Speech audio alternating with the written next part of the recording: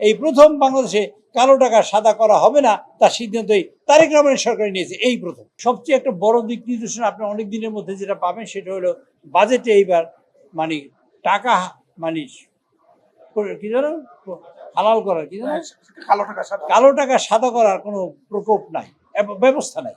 এটাই হলো অন্যতম বড় দিক। এই বাংলাদেশে এই প্রথম বাংলাদেশে কালো টাকা সাদা করা হবে না তার সিদ্ধান্তই তারেক রহমানের সরকার নিয়েছে, এই প্রথম। অপচয় হয় এইখান থেকে, যেমন ধরেন আপনি এইখানে টাকা এই মাইকটা কিনবো আমরা 30 টাকায়, মাইকটা কিনলাম 230 টাকা, 200 টাকা বেশি, এটা অপচয়। কাজে এই অপচয় যাতে না হয় তার জন্য সিরিয়াস আছে, তার জন্য কার্যক্রম আছে।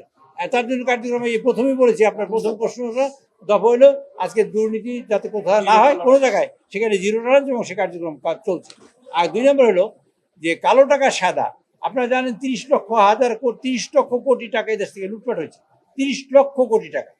কাজে এরপরে এই লুটের টাকা তো এই দেশে আছে, বিভিন্ন লোকের আলমারির মধ্যে টাকা আছে, বিভিন্ন পদ্ধতি আছে। কাজে এই কালো টাকা সাদা করার সুযোগ দেওয়া যাবে না যে আমি 10% টাকা দিয়ে হালাল করে ফেললাম আমার 50 কোটি টাকা, যাতে না হয় সেই ব্যবস্থায় কার্যক্রম শুরু হয়েছে। সুতরাং এটা একটা ভালো পজিটিভ দিক, আপনারা সেইটাকে ভালো করে উত্থাপন করবেন, সেটা প্রত্যাশা করি আপনার কাছে। ধন্যবাদ।